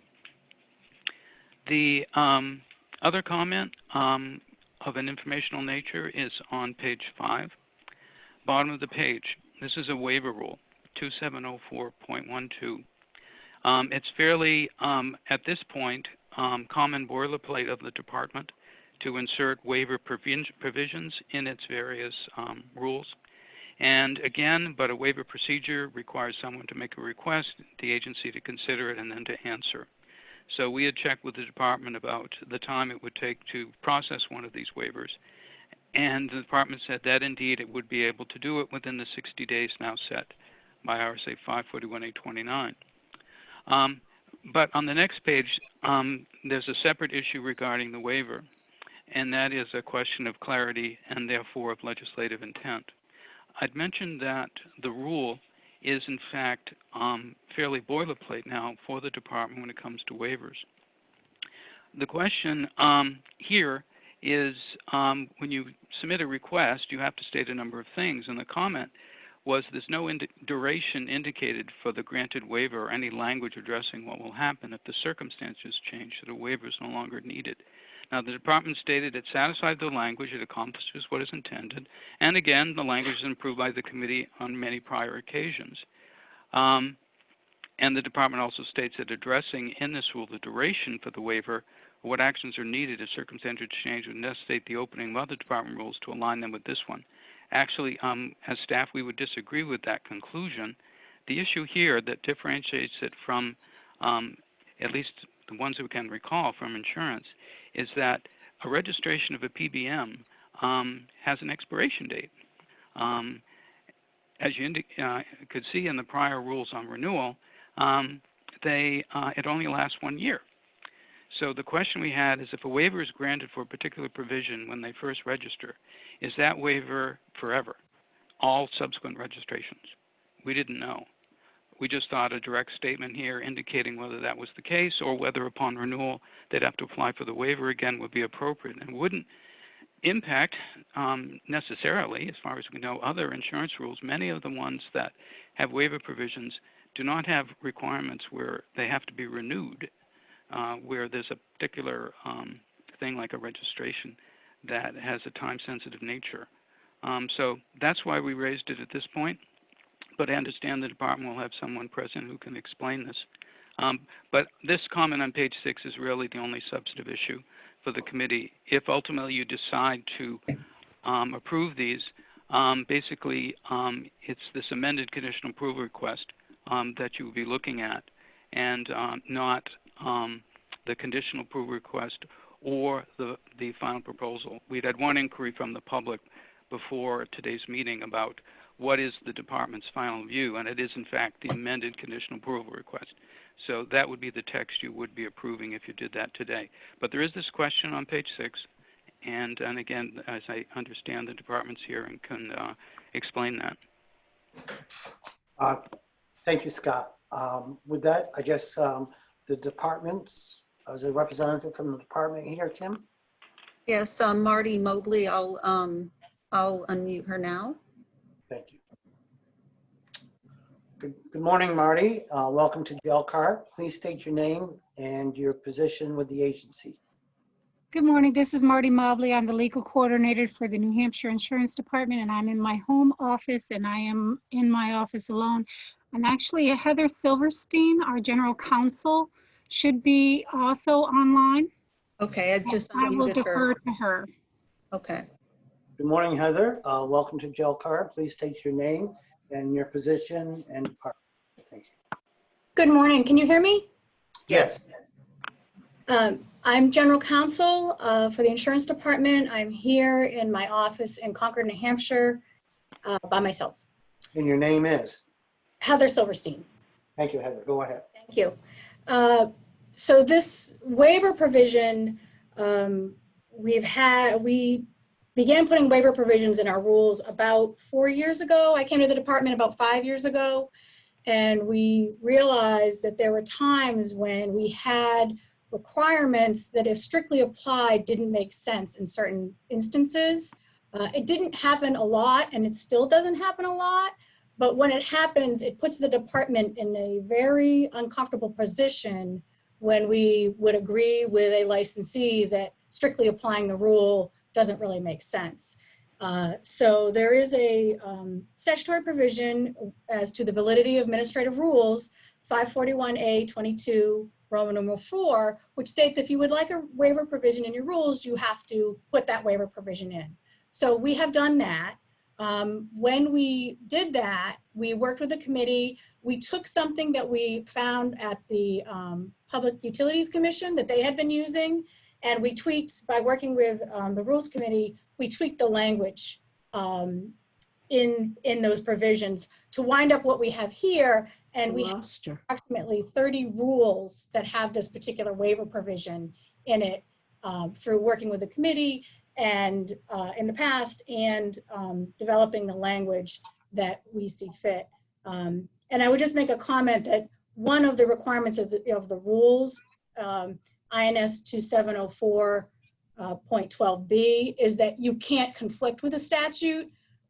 So we abide by all the statutes. The waiver is strictly relevant to the rule itself. This particular rule, is there something in this rule which really doesn't make sense if we strictly applied it? So that's where we ended up with this particular language. The idea of putting a time limit, now this is a little different because it is a registration. It's a little bit different than requirements in our form filings, or another sort of requirement where there's a licensee asking for a particular waiver. That there's times when you might need a temporary waiver, or you might need it for longer. I mean, here where there has to be a renewal, that would be that if the circumstances still existed, the licensee would make that known and apply for a waiver again, because this is a limited type of a registration. But to put the actual length of time in our rule, we wouldn't really want to do that, because like I said, there's been times when there's a square that we're trying to put into a circle, and the length of time that we need the waiver can vary depending on the circumstances. The 541A22 Roman numeral 4 does not require a time limit on waivers. If you look at that statutory language, it just says if you want a waiver provision in your rule, you have to put those waiver provisions in there. And the department's position, we have done that. We've worked with the committee. We don't want to constrain ourselves, because that has happened before, and we wouldn't want to be put in that position again. And like I said, they have this in 30 of our rules now, this language.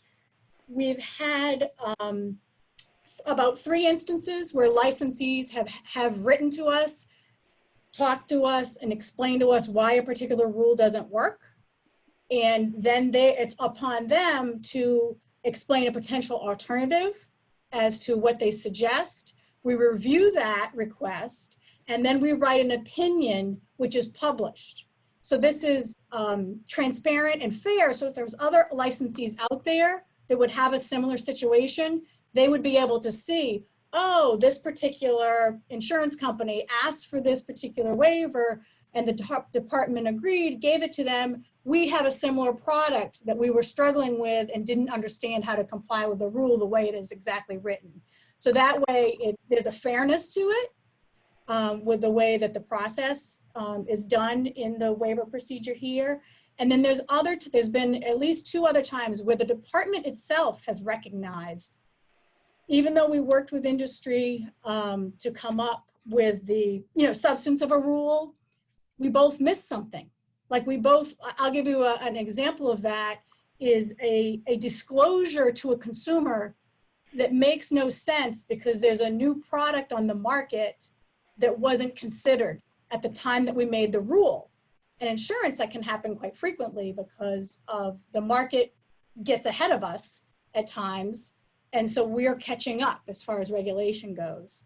So there's sometimes when we actually notice, and in those cases, we notice, well, that's going to affect a lot more of our licensees. We put out a bulletin that is, again, published. Everybody knows. We recognize there's this rule. We recognize this doesn't quite fit. The commissioner, on the commissioner's discretion, can put out a bulletin saying this particular provision is waived. Again, that's only happened a couple of times, but this just to kind of give you an idea of the process and the transparency of it. Thank you, Heather. Scott, do you have a response? Yeah, I do. I think we're getting into way more complexity than we need to here. The question is that if you get a waiver in the first year or in 1 year, Heather indicated that, yeah, in fact, it's going to expire with the registration. You're going to have to apply again. And that's nowhere stated in the rule. I was thinking as we were talking, what could be added as just a single paragraph. A new paragraph E at the very end in 2704. And again, it's not going to affect any other insurance rule, just this one. We're talking about PBM registration. Is that waivers shall expire no later than the end of the registration period. Upon renewal, an applicant may apply for a waiver again, period. 2 sentences, 1 paragraph. Is that okay? Heather, does that help? That is something that we could agree to because okay, well, thank you. That's fine. The rule where it's a registration and there's a renewal, I'd be fine with that. My concern is changing our other rules, really. No, and nor was the question, at least the one that we had, Heather, was that we're talking about temporary waivers or waivers less than a year or anything like that. The issue here, once we saw that the registration had a time period to it, a deadline, an expiration date, if you will, that what happens to the waiver that they asked for? And again, you've explained that they're going to have to do it again. Great. Just make that plain in the rule. So I guess if the committee conditionally approves the rule based on the amended request, if they added an additional paragraph E that said, quote, waivers shall expire no later than the end of the registration period. Upon renewal, a registrant may apply for a waiver again. Thank you.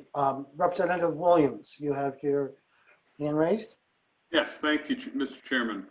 So this came from, this particular law came from my committee, from Commerce.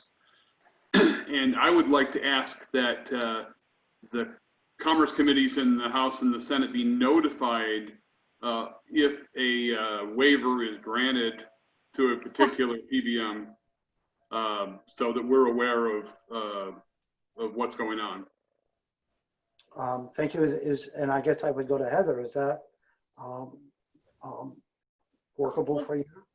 That would be something I wouldn't want to put in the rule, but we make these public and we can certainly forward along our public decision. But it is not something I would want to put in the rule because we post these on our website when we have these decisions. Exactly. So the information's out there for those who would like to obtain that. And I guess what Representative Williams was asking for is if a note could be transmitted to the committee for such. Is that correct? Is that feasible somehow, Heather? Yes, we can ask, I'll ask Marty, our rules coordinator, to. Won't be in the rules, but that's, thank you. Representative Khan, Senator Khan, do you have a concern? You had your hand up. I was going to move approval of the amended conditional request with the addition to 240412A1 recommended by Mr. Eden. Thank you. Is there a second? Second. Seconded by Representative McGuire. Scott, did you have are you all set, Scott? Yeah, the only clarification I might indicate for Senator Khan was that this need not be a change to a subparagraph, but simply a new paragraph at the end of 2704.12. So it'd be a new paragraph E rather than A1. But that's an editorial issue. I just wanted to make that clear. Senator Khan has his thumbs up, and I guess Representative McGuire seconded that. Is that okay with you? Yes, Kim? that's fine. Kim, you have your hand up. Chairman Hatch, the department's attorney, Heather, has got her hand raised.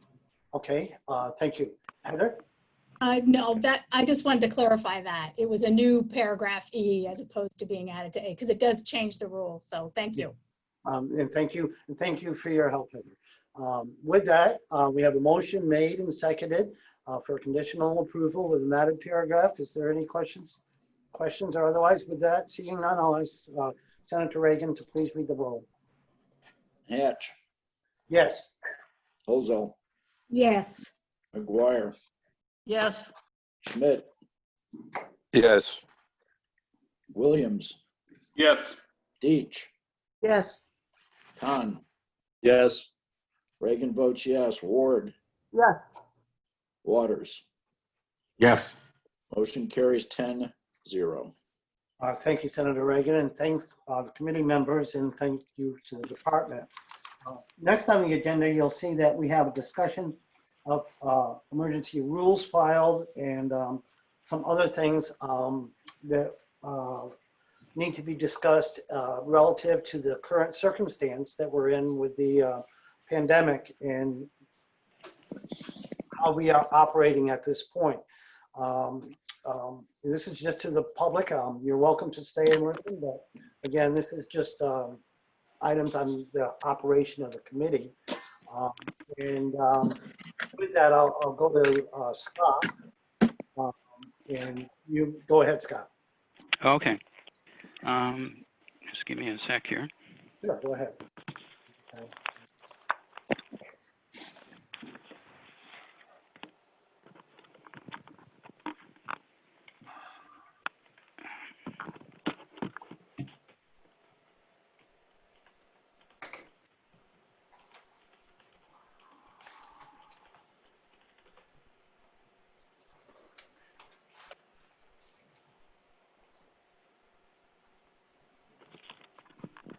Okay, if you click on the link for rules, it will take you to our website where you can see all of the emergency rules that were filed from March 12th onward. And the main point for this discussion is to acquaint you with the committee about emergency rules that were filed here and also how the situation may shape up in the next few months.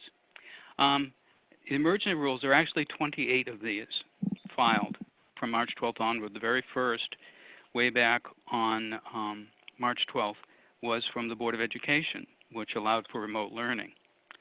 And all of the ones thereafter were either trying to address the circumstances posed by COVID-19 or the state of emergency, the lockdown, social distancing, all that kind of thing. It forced a number of changes in agency rules, but we did want to bring some to your attention. First of all, again, there were 28 of these. By way of just categorizing these, 14 came from boards under the Office of Professional Licensure and Certification, such as the Pharmacy Board. 5 of them came from the Department of Safety. 4 of them, including the one I just mentioned from education, 2 of them from from administrative services, 2 from health and human services, and 1 from police standards and training.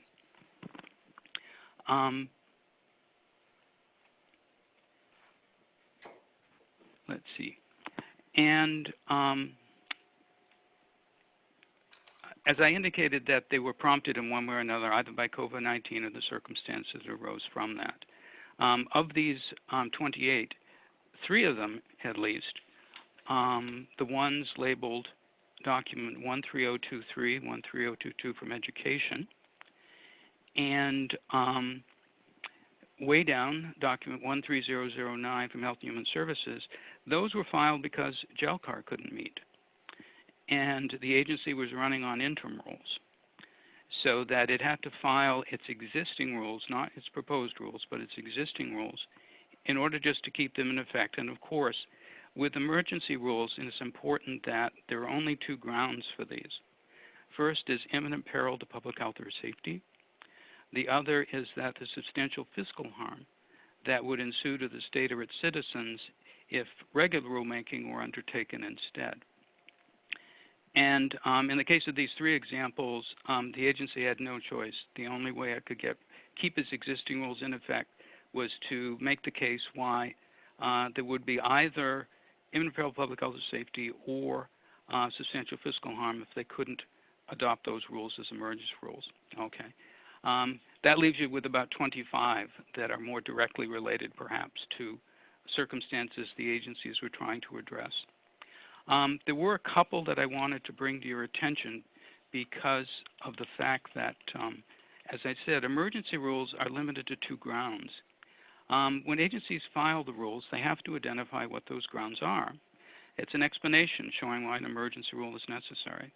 At least in a couple cases of these remaining 25, they actually got directly related to a governor's emergency order and to the circumstances that that created. That required them to change things. And I'll bring that to your attention, first of all, with document, the more recent one, document 13029 from the Department of Safety on emergency suspension of behind-the-wheel instruction.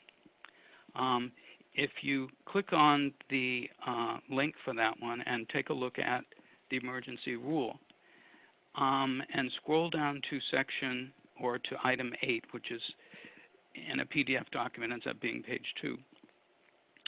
And they describe, in fact, how everything they were doing here, which was to waive the requirement for behind-the-wheel instruction in driver education because of a related executive order.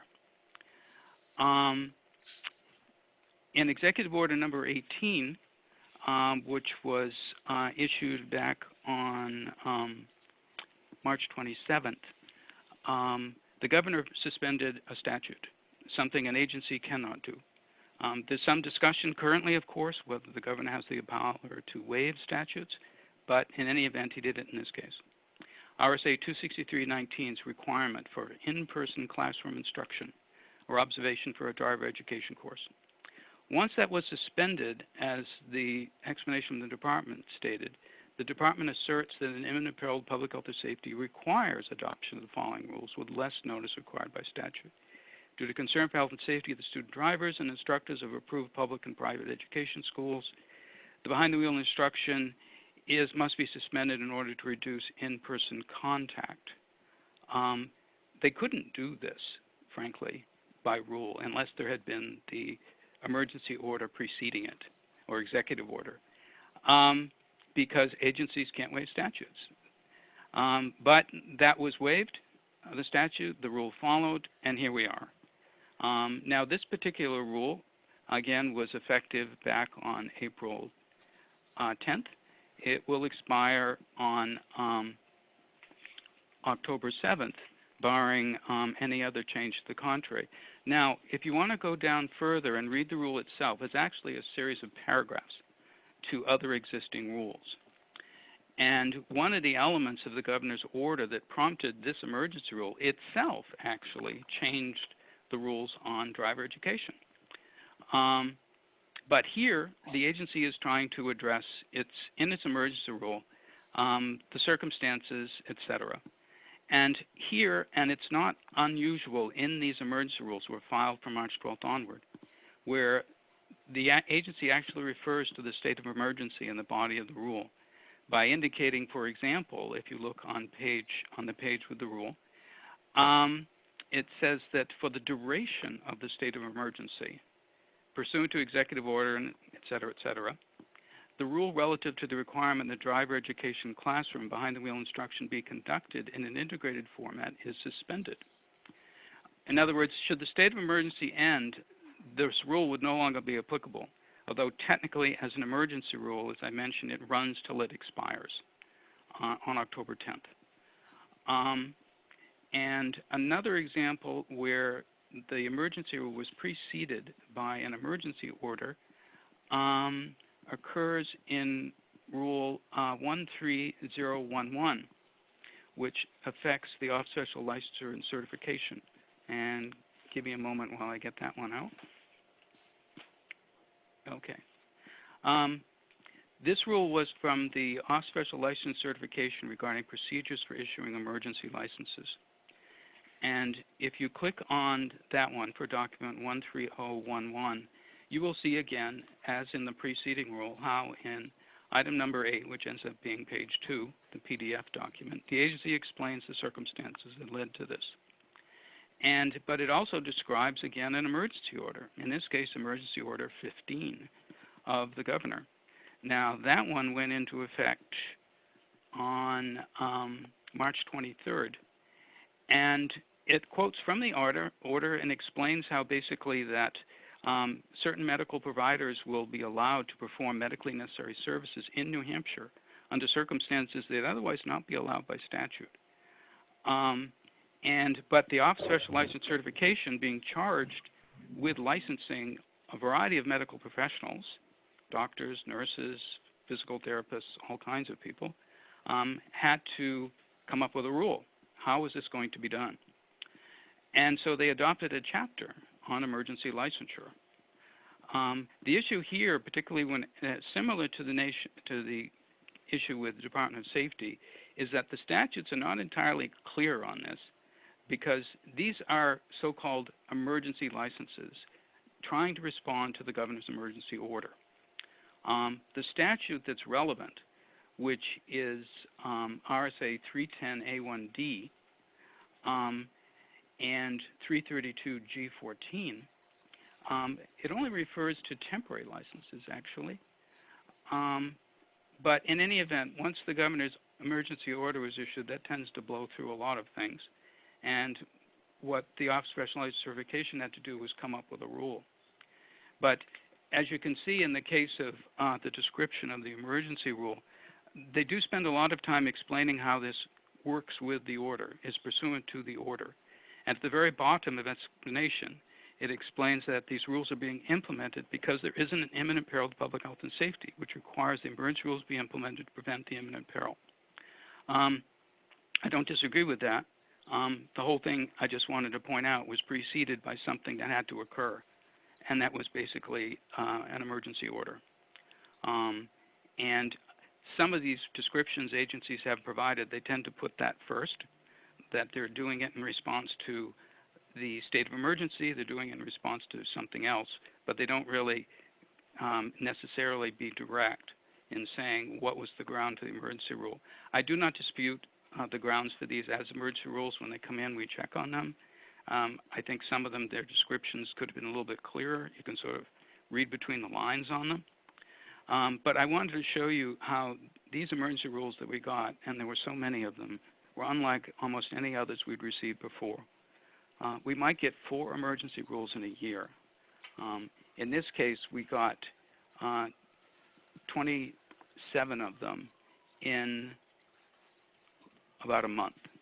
So now the other thing I wanted to point out, and we'd mentioned this to Representative Hatch the other day, is as you look at these rules, at least if you just look at their short descriptions, and you can see how, as I said, they're all going to start expiring in the beginning of September. The first one will go out which was Educations on Remote Learning, on September 8th. The last one that was filed by the Board of Pharmacy just most recently, actually it amended a prior emergency rule, will expire on November 16th. That's less of an issue. But important thing to keep in mind about emergency rules is that they're forbidden by 541A from simply adopting the same emergency rule upon its expiration. That doesn't prevent them from amending the emergency rule. And as I said, the Board of Pharmacy, in its most recent rule, actually amended a prior emergency rule. And that has occurred in the case of one of the other rules, Personnel Document 13017, actually amends a piece of a prior emergency rule, Document 13008. So amending emergency rules by emergency rule is not forbidden, but simply trying to adopt again the same emergency rule unchanged is forbidden. And depending on how circumstances continue, whether there's a variety of stay-at-home orders or a resurgence of the COVID-19 outbreak, these agencies who filed emergency rules will not be able to adopt the same rule. And we just wanted to bring it to your attention. We didn't know, for example, what the plans of the agency were. Now, I know I had notified the agencies that are involved here that the committee might have this as discussion, so I'm not sure how many are now listening. But they may be able to fill you in on what their plans are. And admittedly, the situation is uncertain for everyone, but the law is rather specific. You can't adopt the same emergency rule after it expires. So some agencies are going to have to do something. In the case of 3 of them, I'll point that out to you. Document 13023, 13022 from Education, and document 13004 from the Department of Safety. Those are currently in regular rulemaking.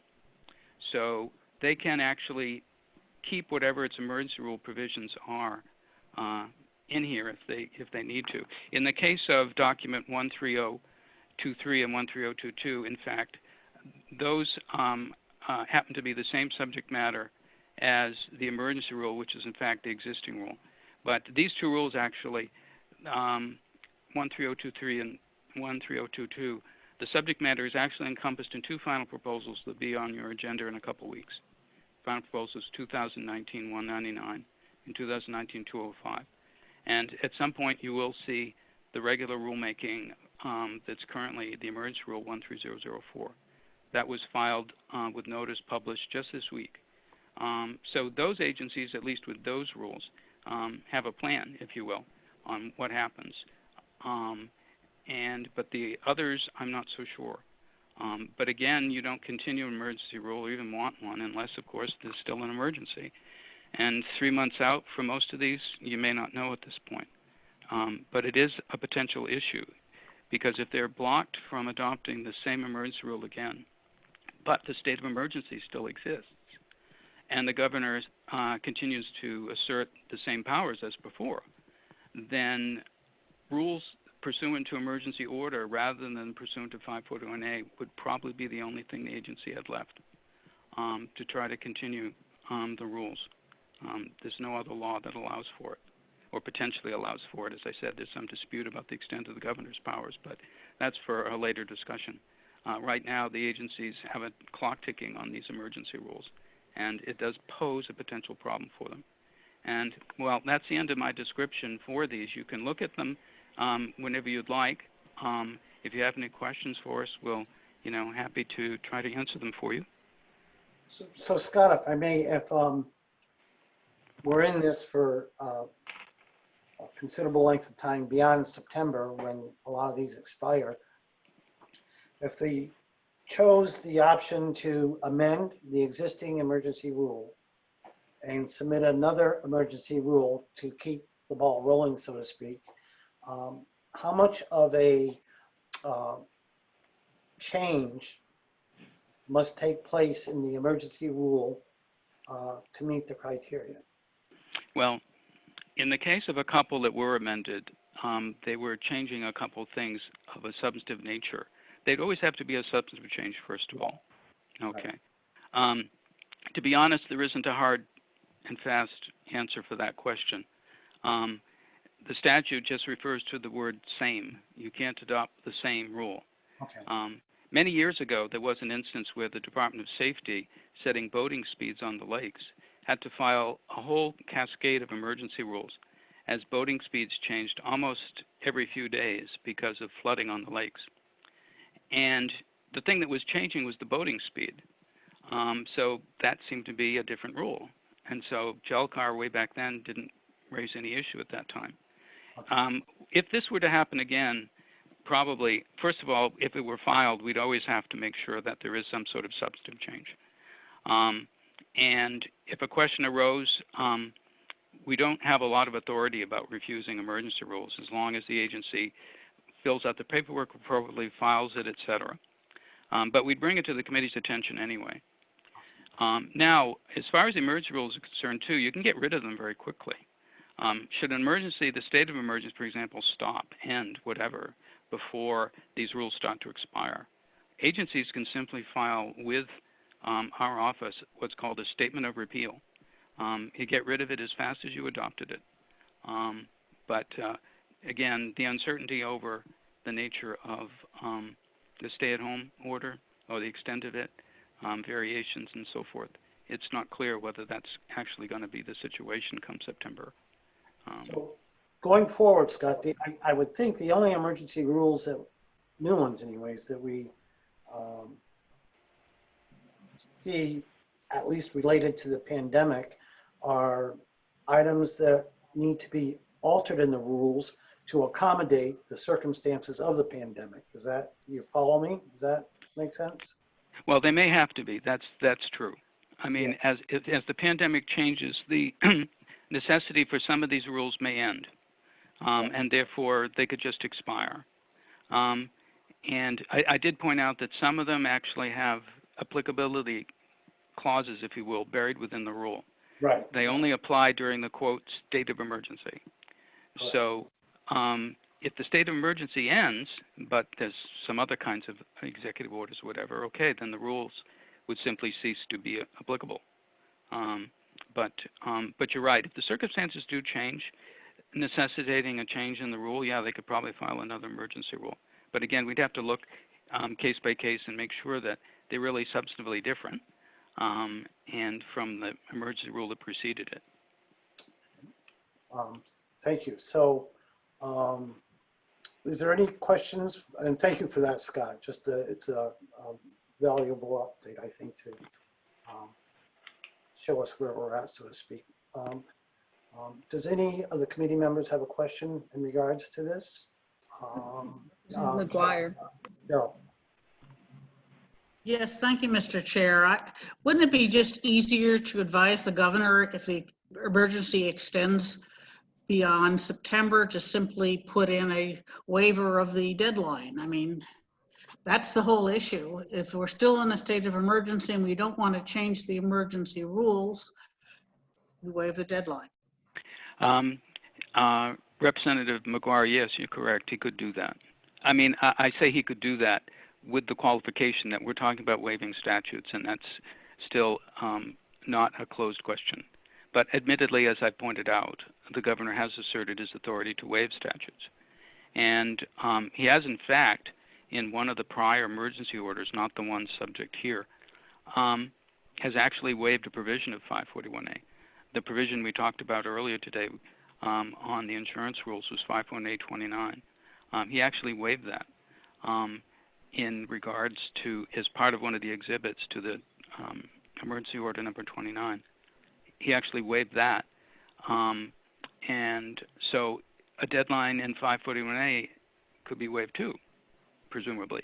Again, if you just follow the logic of that understanding of his authority. But so, yes, Representative McGuire, we can't be sure what, how the governor's office may view that particular deadline or whatever. But you're right. If you waived a deadline by emergency order, keeping all of these emergency rules in place, I suppose that is possible. But they'd have to look at that, frankly, and we have had no discussions with the agencies, and I frankly don't know if the agencies have had discussions with the governor's office or the attorney general's office about that. It's just that you have some time as an agency to try to get something understood or worked out 3 months before you're faced with a situation like this. I guess I was hopeful, because we're the office where these rules are filed, that this would get discussed, reviewed, et cetera, and come up with a solution before we're faced with it being forced upon us in September. Okay, thank you. Does anybody else have a question or a thought? Representative Williams. Kermit. Yeah, so my question is, if the committee chose to, we could object to one of these emergency rules, or would that just really not provide any?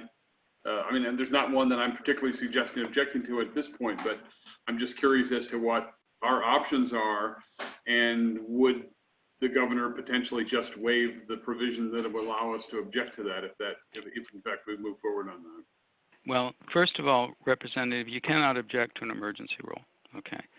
It goes into effect and has gone into effect upon filing. What you can do under 541A is petition for its repeal if you feel that the agency, in its explanation when it filed the rule, has not basically justified it as an emergency rule, has not met the grounds, for example, of impaired public health or safety or substantial fiscal harm.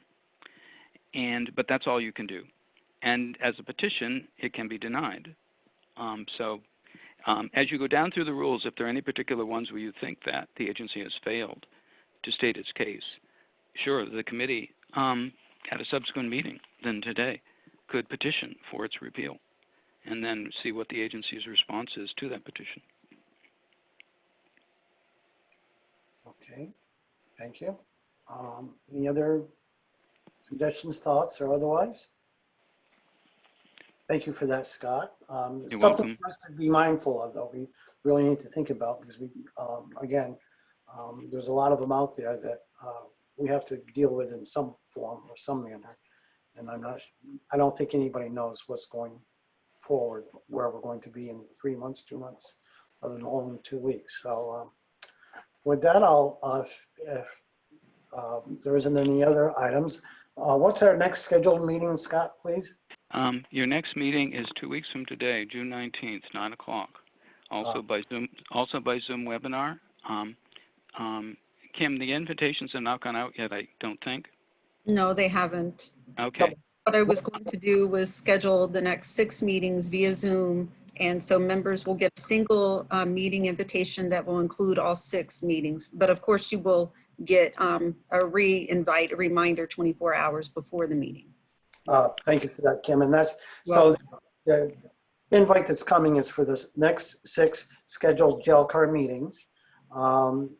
If we have to have a continued meeting, that's not included. That would be additional. And is there any other business or questions that anybody has? Peter, are you raising your hand? I was just about to move to adjourn if you are done, Mr. Chairman. Okay, we have a motion made and seconded by Senator Reagan to adjourn. And with that, thank you everybody for. You'll need to take a roll call on that vote. Excuse me. Oh, sorry. Senator. Do we need the motion? I'll withdraw if we don't need it. No, I think it's appropriate to make the motion and to second it, but having it's a I vote to understand that we conclude. have to have a roll call if we have a motion. Yeah, and it would be better if a roll call were taken, yes. Okay, well, I guess we can spare an additional 30 seconds. Second. For you to say. Hatch. Yes. Ozell. She's shaking her head. McGuire. Yes. Schmidt. Yes. Williams. Yes. Deach. He's gone. Khan. Yes.